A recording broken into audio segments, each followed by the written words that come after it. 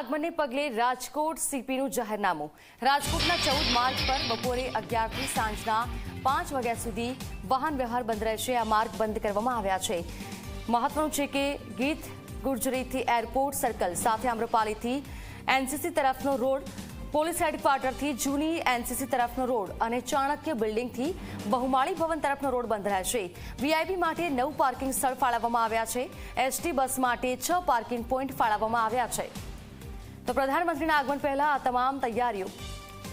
સંવાદદાતા ગૌરવ દવે મારી સાથે જોડાયા છે। ગૌરવ, પ્રધાનમંત્રી રાજકોટની મુલાકાતે છે, રાજકોટ આવવાના છે, તે પહેલા કેટલીક તૈયારીઓ કરવામાં આવી છે, શું વધારે વિગતો?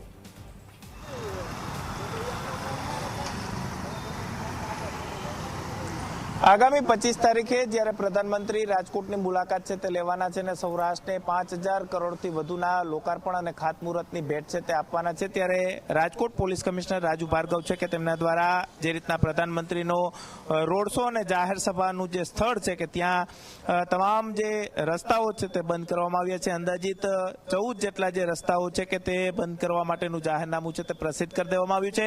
આપ જે દ્રશ્યોની અંદર જોવો છો તે પોલીસ હેડક્વાર્ટરથી લઈ અને બહુમાળી ભવન તરફ જવાનો જે રસ્તો છે કે ત્યાંના દ્રશ્યો છે અને ત્યાં જે રેસકોર્સ ગ્રાઉન્ડની અંદર જાહેર સભા છે તે સંબોધવામાં આવશે। સાથે જ મહત્વની વાત એ છે કે 14 જે રસ્તાઓ બંધ કરવામાં આવ્યા છે, નો પાર્કિંગ ઝોન છે તે જાહેર કરવામાં આવ્યા છે। જે રેસકોર્સ ફરતીકોરનો જે રસ્તો છે કે જ્યાંથી પ્રધાનમંત્રીનો રોડ શો થવાનો છે, એરપોર્ટથી લઈને રેસકોર્સ સુધી જે 1.5 કિલોમીટરનો તેમનો રોડ શો જ્યારે થશે ત્યારે તમામ જે રસ્તાઓ છે તે બેરિકેટિંગ છે તે કરી દેવામાં આવ્યા છે। આપ જે દ્રશ્યો જોવો છો તે બહુમાળી ભવન ચોકના દ્રશ્યો છે કે ત્યાં પણ જે વાહન વ્યવહાર છે તે સંપૂર્ણપણે બંધ કરવાનું જાહેરનામું છે તે પ્રસિદ્ધ કરવામાં આવ્યું છે।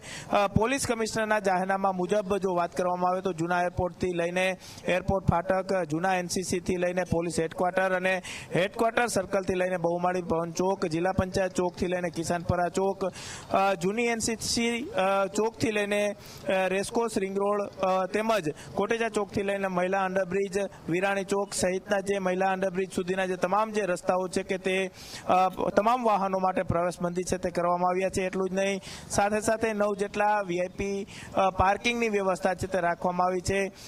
અલગ અલગ જે એસટી બસ મારફતે જે લોકો આવવાના છે તે લોકો માટે પણ 6 જેટલા એસટી બસ માટેના પાર્કિંગની વ્યવસ્થા છે તે રાખવામાં આવી છે। એટલે કે પ્રધાનમંત્રી જ્યારે રાજકોટની અંદર આવવાના છે તેને લઈને સંપૂર્ણ તૈયારીઓ છે તે કરી દેવામાં આવી છે।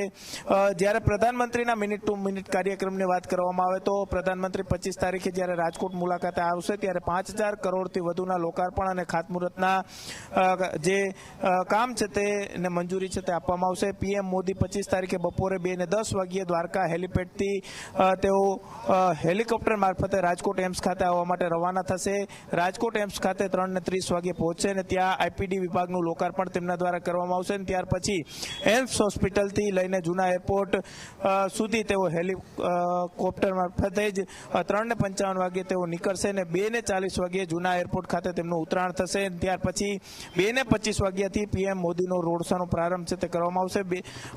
જે 4:45 વાગ્યે તેઓ સભા સ્થળ ખાતે પહોંચશે। 4:25 તેમનું રોડ શો છે તે શરૂ થવાનો છે અને 4:45 ખાતે સભા સ્થળે તેઓ પહોંચશે। રેસકોર્સ ગ્રાઉન્ડ ખાતે આવીને તેમની જાહેર સભા છે તે તેઓ સંબોધવાના છે। 5000 કરોડના વિકાસ કામોનું લોકાર્પણ કરવામાં આવશે। મોટી સંખ્યામાં જનમેદની એકત્ર કરવા માટે તેને વહીવટી તંત્રની સાથે સાથે ભાજપ સંગઠનનું માળખું છે કે તેઓ પણ કામે લાગ્યા છે। અલગ અલગ સૌરાષ્ટ્રના જે જિલ્લાઓ છે કે તેમાંથી અંદાજિત 1.5 લાખ લોકો આ જાહેર સભાની અંદર ઉપસ્થિત રહે તે પ્રકારનું આખું આયોજન છે તે કરવામાં આવ્યું છે।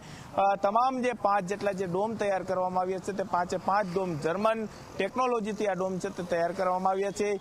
સાથે જ હવે શિયાળા બાદ હવે ઉનાળાની શરૂઆત છે તે થઈ રહી છે, એટલે કે લોકોને ગરમી ન પડે તેની પણ ખાસ તકેદારી છે તે રાખવામાં આવી છે। જ્યારે આ સભાની અંદર બપોરે 11 વાગ્યાથી જ લોકો છે તે અને પ્રવેશ છે તે આપવામાં આવશે અને સાંજે 7 વાગ્યા સુધી જ્યારે પ્રધાનમંત્રી આ સભા સંબોધન કરી અને ફરી એક વખત હીરાસર એરપોર્ટ તરફ જવા માટે રવાના થાય તે પ્રકારે ત્યાં સુધી તમામ લોકો છે તે બેસી શકે તે પ્રકારની વ્યવસ્થા છે તે રાખવામાં આવી છે। જે 14 માર્ગ છે કે તેમાં 11 વાગ્યાથી લઈને સાંજે 7 વાગ્યા સુધી તમામ જે માર્ગો છે તેના પર વાહનોની અવરજવર પર પ્રતિબંધ છે તે લગાડવામાં આવી છે। જે કરોડો રૂપિયાના વિકાસ કામો છે કે તેમને પ્રધાનમંત્રી દ્વારા લોકાર્પણ અને ખાતમુહૂર્ત કરવામાં આવશે તેને લઈને સંપૂર્ણ તૈયારીઓને આખરી ઓપ છે તે આપવામાં આવી રહ્યો છે. જી બિલકુલ, ગૌરવ, આભાર આપનો તમામ જાણકારી માટે. તો આગળ વાત કરીએ